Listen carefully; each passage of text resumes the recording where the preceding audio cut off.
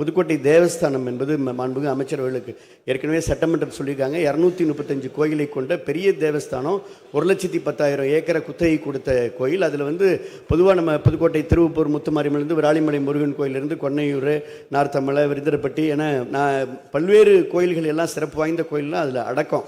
திருமணஞ்சேரியிலேருந்து, திருமயத்திலேருந்து, ஆலங்குடியிலேருந்து எல்லாமே அடக்கம். இதில் என்ன முக்கியமான விஷயம்னா, இது இன்றைக்கு வரையும் ஈஓ நிர்வகித்து வருகிறார். இதை இவ்வளோ பெரிய வருமானம் வரக்கூடிய மாபெரும் புதுக்கோட்டை தேவஸ்தானம், இதற்கு நீங்கள் தேசிய அளவிலான இணை ஆணையர், துணை ஆணையர் நிலை உயர்வு தருவதற்கு அரசு தேவையான நடவடிக்கை எடுக்க வேண்டும் என்பதையும், விராலிமலை சுப்பிரமணிய சுவாமி முருகன் கோயிலுக்கு ஒரு முழு நேர ஈஓவை நிர்வகிக்க அரசாணை வழங்க வேண்டும் என்பதை மாண்புமிகு அமைச்சர் முன்வரார் என்பதை அறிய விரும்புகின்றேன். மாண்புமிகு அமைச்சர்.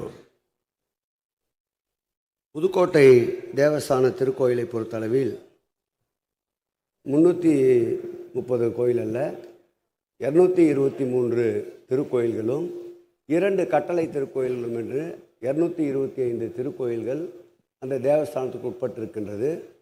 அதில் ஒருவேளை தீபம் ஏற்றுவதற்கு கூட சிரமமான சூழலை அறிந்து 1 கோடி ரூபாய் அரசு மானியம் 2021ஆம் ஆண்டு இந்த ஆட்சி பொறுப்பேற்ற போது இருந்தது.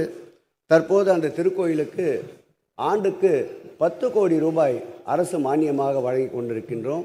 இதுவரையில் புதுக்கோட்டை தேவஸ்தான திருக்கோயிலுக்கு மாத்திரம் அரசு மானியமாக வழங்கியிருக்கின்ற தொகை 29 கோடி ரூபாய். அவர் விராலிமலைக்கென்று தனியாக ஈஓவை போட வேண்டும் என்றார்.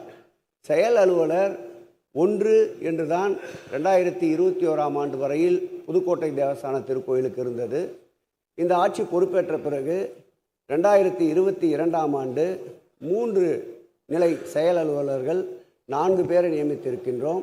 அவர்கள் அனைவரும் புதுக்கோட்டையினுடைய இணை ஆணையர் அலுவலகத்தில் அமர்ந்து பணியாற்றுகிறார்கள். நீங்கள் கோரிய இந்த கோரிக்கை உடனடியாக நிறைவேற்றப்பட்டு புதுக்கோட்டை விராலிமலை கோயிலிலேயே உதவி ஆணையாளர் அலுவலகத்திற்கு ஏசி அளவிற்கு இருக்கின்ற பணி உயர்வை ஏற்படுத்தி 2 நாட்களில் உத்தரவு பிறப்பிக்கப்படும் என்பதை பேரவையின் தலைவர் வாயிலாக நம்முடைய மாண்புமிகு உறுப்பினருக்கு தெரிவித்துக் கொண்டு